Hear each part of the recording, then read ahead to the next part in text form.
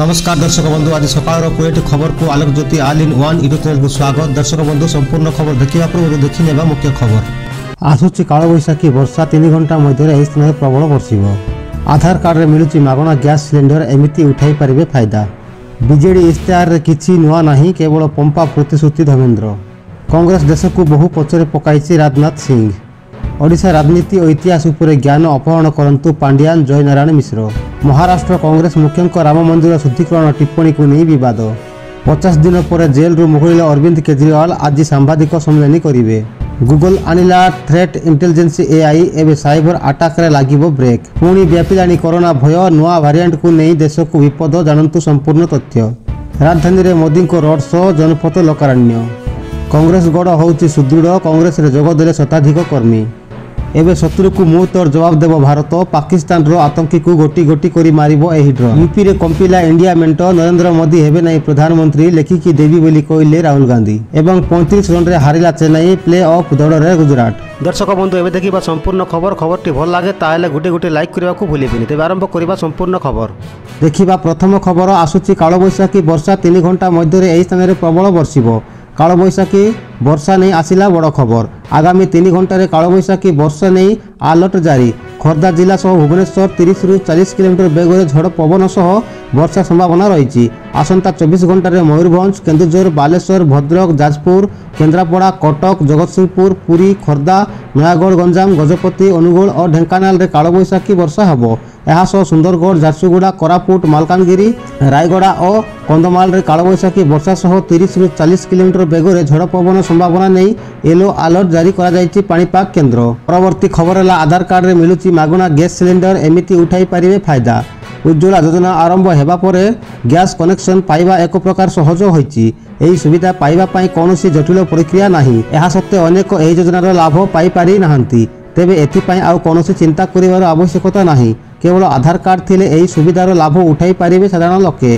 कारण एथिपाई कार्यकारी होइछि प्रधानमंत्री उज्ज्वला योजना। एथिपाई कोनोसी समय हिताधिकारी आवेदन करि पारिबे। जे व्यक्ति बा परिवार पाखरे कोनोसी रंधन गैस कनेक्शन नथिबो से माने एही योजना रे लाभ उठाई पारिबे।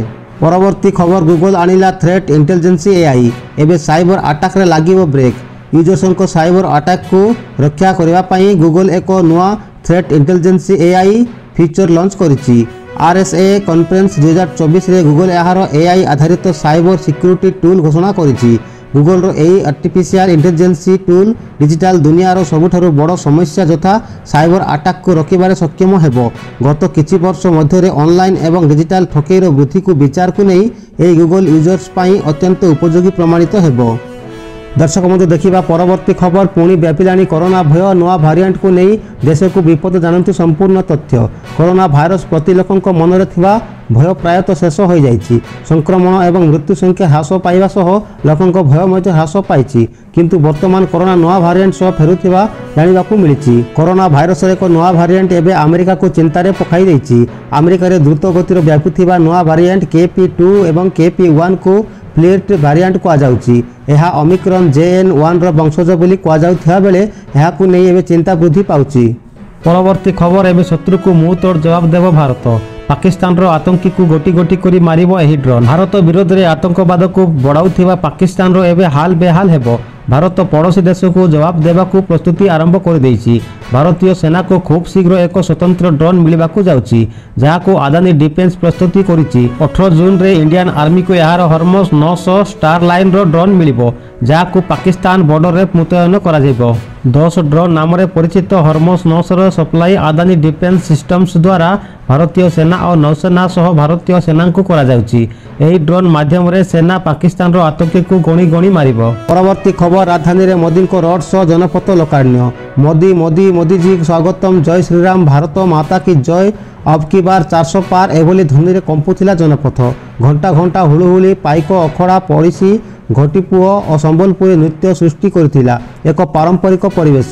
बारिकेड पचरे लक्ष लक्ष लोक रही चाहिए आसुथिले प्रधानमंत्री नरेंद्र मोदी। मास्टर कैंटीन दे मोदी बीजेपी राज्य कार्यालय सम्मुख में गतकाली राति 8:41 रे पहुंची। କାରରୁ ଓହ୍ଲାଇ ସ୍ୱତନ୍ତ୍ର ଗାଡ଼ିରେ ଚଢ଼ିବା ପୂର୍ବରୁ ହଜାର ହଜାର ମହିଳାଙ୍କ ହୁଳିହୁଳି ଶବ୍ଦରେ ପ୍ରକମ୍ପିତ ହୋଇଥିଲା ଜନପଥ। ପରବର୍ତ୍ତୀ ଖବର, ୟୁପିରେ କମ୍ପିଲା ଇଣ୍ଡିଆ ମେଣ୍ଟ, ନରେନ୍ଦ୍ର ମୋଦି ହେବେ ନାହିଁ ପ୍ରଧାନମନ୍ତ୍ରୀ, ଲିଖିତ ଭାବେ ଦେବାକୁ କହିଲେ ରାହୁଲ। କଂଗ୍ରେସ ନେତା ରାହୁଲ ଗାନ୍ଧୀଙ୍କ ବଡ଼ ଦାବି, ୟୁପିରେ ଇଣ୍ଡିଆ ମେଣ୍ଟର ଝଡ଼ ହେବାକୁ ଯାଉଛି।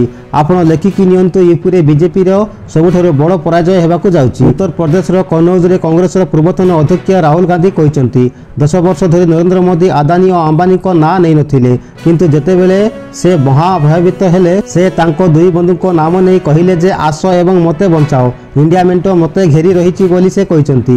ନରେନ୍ଦ୍ର ମୋଦି ଏଥର ପ୍ରଧାନମନ୍ତ୍ରୀ ହେବେ ନାହିଁ। ସେ ଆହୁରି ମଧ୍ୟ କହିଛନ୍ତି, 10ରୁ 15 ଦିନ ମଧ୍ୟରେ ଆପଣ ଦେଖିବେ ଯେ ଆପଣଙ୍କୁ ବିଭ୍ରାନ୍ତ କରିବାକୁ ଚେଷ୍ଟା ହେବ, କିନ୍ତୁ ବିଚଳିତ ହୁଅନ୍ତୁ ନାହିଁ। ଆମର ପ୍ରସଙ୍ଗ ହେଉଛି ଭାରତର ସମ୍ବିଧାନ। ଏହି ପୁସ୍ତକ ଦଳିତ ଓ ପଛୁଆ ବର୍ଗଙ୍କୁ ଅଧିକାର ଦେଇଛି। ପରବର୍ତ୍ତୀ ଖବର, ବିଜେଡି ଇସ୍ତାହାରରେ କିଛି ନୂଆ ନାହିଁ, କେବଳ ଫମ୍ପା ପ୍ରତିଶ୍ରୁତି। ଧର୍ମେନ୍ଦ୍ର, ବିଜେଡି ପକ୍ଷରୁ ଜାରି ନିର୍ବାଚନୀ ଇସ୍ତାହାରରେ କୌଣସି ନୂତନ ନାହିଁ। ଅନେକ ଜିନିଷର ବିଜେପିର ଇସ୍ତାହାରକୁ ନକଲ କରିବାର ଚେଷ୍ଟା କରାଯାଇଛି। ବିଜେଡି ଇସ୍ତାହାରର କେବଳ ଏକ ପ୍ରହସନ ଓ ଫମ୍ପା ପ୍ରତିଶ୍ରୁତି ବୋଲି କହିଛନ୍ତି କେନ୍ଦ୍ରମନ୍ତ୍ରୀ ତଥା ବିଜେପି ନେତା ଧର୍ମେନ୍ଦ୍ର ପ୍ରଧାନ। ଶ୍ରୀ ପ୍ରଧାନ ଗତକାଲି ଅକ୍ଷୟ ତୃତୀୟାରେ ସମ୍ବଲପୁର ସାପଲହରା ଗାଁରେ ଅକ୍ଷିମୁଠି ଅନୁକୂଳ କରିବା ଅବସରରେ ବିଜେଡି ଇସ୍ତାହାର ସଂଘର୍ଷରେ ଗଣମାଧ୍ୟମ ପ୍ରତିନିଧିମାନଙ୍କୁ କହିଛନ୍ତି, 2 ଲକ୍ଷ ଚାକିରି ଦେବା କଥା ସେମାନେ ଇସ୍ତାହାରରେ କହିଛନ୍ତି। 24 ବର୍ଷ ସରକାରରେ ରହିବା ପରେ ଏଯାଏଁ କାହିଁକି ରୋଜଗାର ଦେଲେନି? ରାଜ୍ୟରେ 1 ଲକ୍ଷ ସରକାରୀ ପଦ ଖାଲି ଥିବା କଥା ବିଧାନସଭାରେ ସରକାରଙ୍କ ମନ୍ତ୍ରୀ ଉତ୍ତର ରଖିଛନ୍ତି। ଏସବୁ ପଦ ପୂରଣ କରିବାକୁ କିଏ ମନା କରିଥିଲା? ସରକାରୀ ପଦ ପୂରଣ ନକରି ଏବେ ଚାକିରି ଦେବେ ବୋଲି କହିବା ପ୍ରହସନ ବ୍ୟତୀତ ଅନ୍ୟ କିଛି ନାହିଁ। ପରବର୍ତ୍ତୀ ଖବର, କଂଗ୍ରେସ ଦେଶକୁ ବହୁ ପଛରେ ପକାଇଛି। ରାଜନାଥ ସିଂ, ବହୁ ବର୍ଷ ଧରି ଦେଶର ଶାସନଭାର ସମ୍ଭାଳିଥିବା କଂଗ୍ରେସ ଦଳ ଦେଶକୁ ବହୁ ପଛରେ ପକାଇ ଦେଇଛି। କଂଗ୍ରେସ ଦଳ ଏବେ ହୀନ ରାଜନୀତି କରୁଛି ବୋଲି ରଣପୁରଠାରେ ବିଜେପି ତରଫରୁ ଆୟୋଜିତ ବିଜୟ ସଂକଳ୍ପ ସମାବେଶରେ ଯୋଗଦେଇ ପ୍ରତିରକ୍ଷା ମନ୍ତ୍ରୀ ରାଜନାଥ ସିଂ କହିଛନ୍ତି। ସେହିପରି ଚଳିତ ସାଧାରଣ ନିର୍ବାଚନରେ ପୁରୀ ଲୋକସଭା ସାଂସଦ ଭାବେ ବିଜୟୀ ହେଲେ ସୁନାଖଳଠାରୁ କାଲୁପଡ଼ା ପର୍ଯ୍ୟନ୍ତ ରେଳପଥ ସଂଯୋଗ କରିବାକୁ ସାଂସଦ ପ୍ରାର୍ଥୀ ସମ୍ବିତ ପାତ୍ର ପ୍ରତିଶ୍ରୁତି ଦେଇଛନ୍ତି। ପରବର୍ତ୍ତୀ ଖବର, ମହାରାଷ୍ଟ୍ର କଂଗ୍ରେସ ମୁଖ୍ୟଙ୍କ ରାମ ମନ୍ଦିର ଶୁଦ୍ଧିକରଣ ଟିପ୍ପଣୀକୁ ନେଇ ବିବାଦ। ମହାରାଷ୍ଟ୍ର କଂଗ୍ରେସ ମୁଖ୍ୟ ନାନା ପାଟେଲ ଅଯୋଧ୍ୟା ରାମ ମନ୍ଦିର ଉପରେ ଏକ ଟିପ୍ପଣୀ ଦେଇ ବଡ଼ ଧରଣର ବିବାଦ ସୃଷ୍ଟି କରିଛନ୍ତି। ବିରୋଧୀ ଇଣ୍ଡିଆ ମେଣ୍ଟ କ୍ଷମତାକୁ ଆସିଲେ କ'ଣ କରିବ ବୋଲି ବର୍ଣ୍ଣନା କରିବାକୁ ଯାଇ ପଟେଲ କହିଛନ୍ତି, ଇଣ୍ଡିଆ ମେଣ୍ଟର ସାମିଲ ଥିବା ତାମିଲନାଡୁର ଡିଏମକେ ଏବଂ ପଶ୍ଚିମବଙ୍ଗର ଟିଏମସି ରାମ ମନ୍ଦିର ଶୁଦ୍ଧିକରଣ କରିବେ। ପାଟେଲ କହିଛନ୍ତି, ଆମେ ରାମ ମନ୍ଦିର ଶୁଦ୍ଧିକରଣ କରିବୁ। ଏହା କେବଳ ଇଣ୍ଡିଆ ମେଣ୍ଟ କରୁନାହିଁ, ବରଂ ସନାତନ ଧର୍ମର ଶଙ୍କରାଚାର୍ଯ୍ୟ ମଧ୍ୟ ରାମ ମନ୍ଦିର ଶୁଦ୍ଧିକରଣ ପାଇଁ ରାଜି ଅଛନ୍ତି। କଂଗ୍ରେସ ନେତା କହିଛନ୍ତି, ନରେନ୍ଦ୍ର ମୋଦି ଯେଉଁଭଳି ଭାବେ ରାମଲଲାଙ୍କ ପ୍ରାଣ ପ୍ରତିଷ୍ଠା କରିଛନ୍ତି ତାହା ଭୁଲ ଥିଲା ଏବଂ ଆମକୁ ଏହା ଠିକ୍ କରିବାକୁ ପଡ଼ିବ ବୋଲି ସେ କହିଛନ୍ତି। ପାଟେଲଙ୍କ ଟିପ୍ପଣୀକୁ ନେଇ ବିଜେପି ନେତାମାନେ କଡ଼ା ସମାଲୋଚନା କରିଛନ୍ତି। କଂଗ୍ରେସ ହିନ୍ଦୁମାନଙ୍କ ସ୍ୱାର୍ଥରେ କ୍ଷତି ପହଞ୍ଚାଇବା କାମ କରୁଛି ବୋଲି ବିଜେପି ଅଭିଯୋଗ କରିଛି।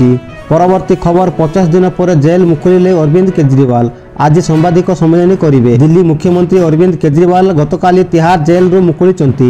ଅବକାରୀ ଦୁର୍ନୀତି ମାମଲା ସହ ଜଡ଼ିତ ମନି ଲଣ୍ଡରିଂ ମାମଲାରେ କେଜରିୱାଲ 50 ଦିନ ଜେଲରେ ରହିବା ପରେ ଗତକାଲି ସୁପ୍ରିମକୋର୍ଟ କେଜରିୱାଲଙ୍କୁ ଅନ୍ତରୀଣ ଜାମିନ ମଞ୍ଜୁର କରିଛନ୍ତି।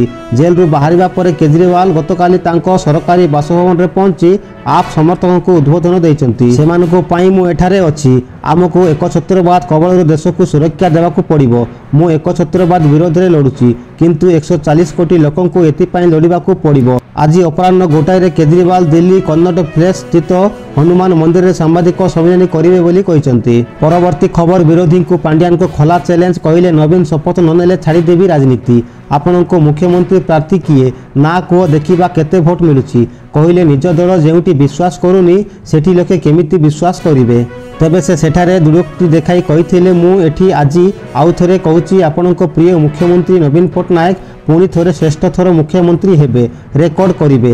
ଯଦି ପୁଣି ଥରେ ମୁଖ୍ୟମନ୍ତ୍ରୀ ନବୀନ ପଟ୍ଟନାୟକ ନ ହୁଅନ୍ତି ତାହେଲେ ରାଜନୀତିରୁ ସନ୍ନ୍ୟାସ ନେବି ବୋଲି ଭିକେ ପାଣ୍ଡିଆନ କହିଛନ୍ତି। ୟୁକ୍ରେନ୍ରେ ଦ୍ୱିତୀୟ ସବୁଠୁ ବଡ଼ ସହରକୁ କବ୍ଜା ନିକଟରେ ରୁଷ ପୁଟିନ ସେନାଙ୍କ ଜୋରଦାର ମିସାଇଲ ବର୍ଷା। ୟୁକ୍ରେନ୍ର ଦ୍ୱିତୀୟ ସବୁଠୁ ବଡ଼ ସହର କବ୍ଜା କରିବାର ଖୁବ୍ ନିକଟରେ ପହଞ୍ଚି ଯାଇଛି ରୁଷ। ରାଷ୍ଟ୍ରପତି ଭ୍ଲାଦିମିର ପୁଟିନଙ୍କ ସେନା ଖାର୍କିଭ୍ ଉପରେ ମିସାଇଲ ମାଡ଼ କରୁଛି। ରୁଷିଆ ସେନା ଖାର୍କିଭ୍ କ୍ଷେତ୍ରରେ ୟୁକ୍ରେନୀ ସେନାର ଗୋଲା ବାରୁଦ ଗୋଦାମ ଉପରେ हमला आरंभ कर देइछि। Mykolaiv underground network coordinator Sergei Lebedev शुक्रवार एही सूचना दैछन्ति। दर्शक बंधु परवर्ती खबर गंजाम रे शक्तिशाली हेउछि बीजेपी बीजेडी छाड़ी पद्म धरिले शह शह कर्मी और नेता। बीजेपी मुख्यतः गंजाम ब्लॉक रे बेस सुदृढ़ हेबारे लागिछि। गत किछि दिन मध्य एही ब्लॉक रे 5टी मिश्रण पर्व अनुष्ठित हेलाणी। सेहीपरि गत गुरुवार दिन बड़ धरणर मिश्रण पर्व गंजाम ब्लॉक पैरासी पंचायत छोटबसा ठारे अनुष्ठित होइतिला। ପୈରାଶୀ ଓ ୟୁଡିଏସପୁର ପଞ୍ଚାୟତର 2000 ବିଜେଡି କର୍ମୀ ଓ ନେତା ବିଜେଡି ଛାଡ଼ି ବିଜେପିରେ ଯୋଗ ଦେଇଛନ୍ତି। ଏଥିରେ ସବୁ ମହିଳା ପୁରୁଷ ଉପସ୍ଥିତ ଥିଲେ। ବିଜେଡିର ବ୍ଲକ ଉପାଧ୍ୟକ୍ଷ ପଞ୍ଚାୟତରେ ବିଜେଡି ଛାଡ଼ି ବିଜେପିରେ ଯୋଗ ଦେବା ଘଟଣା ବିଜେଡି ଏବଂ ବ୍ଲକ ଉପାଧ୍ୟକ୍ଷଙ୍କ ପାଇଁ ଶକ୍ତ ଧକ୍କା ଲାଗିଛି। ଦର୍ଶକ ବନ୍ଧୁ, ଏବେ ଦେଖିବା ପରବର୍ତ୍ତୀ ଶେଷ ଖବର। 35 ରନ୍ରେ ହାରିଲା ଚେନ୍ନାଇ, ପ୍ଲେ ଅଫ୍ ଦୌଡ଼ରେ ଗୁଜରାଟ। IPL 2024ର 59ତମ ମ୍ୟାଚ୍ରେ ଚେନ୍ନାଇ ସୁପର କିଙ୍ଗସ୍କୁ ପରାଜିତ କରିଛି ଗୁଜରାଟ ଟାଇଟନ୍ସ। ଅହମ୍ମଦାବାଦର ନରେନ୍ଦ୍ର ମୋଦି ଷ୍ଟାଡିୟମରେ ଖେଳାଯାଇଥିବା ଏହି ମ୍ୟାଚ୍ ଗୁଜରାଟ ଲାଗି ଗୁରୁତ୍ୱ ବହନ କରୁଥିଲା, କାରଣ ଏହି ବିଜୟ ଯୋଗୁଁ ଦଳର ପ୍ଲେ ଅଫ୍ ରେସ୍ରେ ରହିବାର ସଫଳ ହୋଇଛି। ତେବେ ଗୁଜରାଟ ଚେନ୍ନାଇକୁ 232 ରନ୍ର ବିଶାଳ ଟାର୍ଗେଟ୍ ଦେଇଥିଲା। ଏହାର ଜବାବରେ ଚେନ୍ନାଇ ନିର୍ଦ୍ଧାରିତ ଓଭରରେ 8 ୱିକେଟ୍ ହରାଇ 196 ରନ୍ କରିବାରେ ସଫଳ ହୋଇଥିଲା। ପ୍ରାରମ୍ଭିକ ୱିକେଟ୍ ପତନ ଯୋଗୁଁ ଦଳ 35 ରନ୍ରେ ପରାଜୟ ସମ୍ମୁଖୀନ ହୋଇଛି। ଦର୍ଶକ ବନ୍ଧୁ, ଆଜି ପାଇଁ ଏତିକି। ଖବରଗୁଡ଼ିକ କେମିତି ଲାଗିଲା କମେଣ୍ଟରେ ମତାମତ ଦିଅନ୍ତୁ। ଆଉ ଚ୍ୟାନେଲରେ ନୂଆ ଥିଲେ ସବସ୍କ୍ରାଇବ୍ କରି ବେଲ୍ ଆଇକନ୍କୁ ଆଲ୍ରେ ଦବାଇ ଭଲ ପାଇବା ସ୍ୱରୂପ ଗୋଟେ ଲାଇକ୍ କରିବାକୁ ଭୁଲନ୍ତୁ ନାହିଁ। ନମସ୍କାର, ଜୟ ହିନ୍ଦ।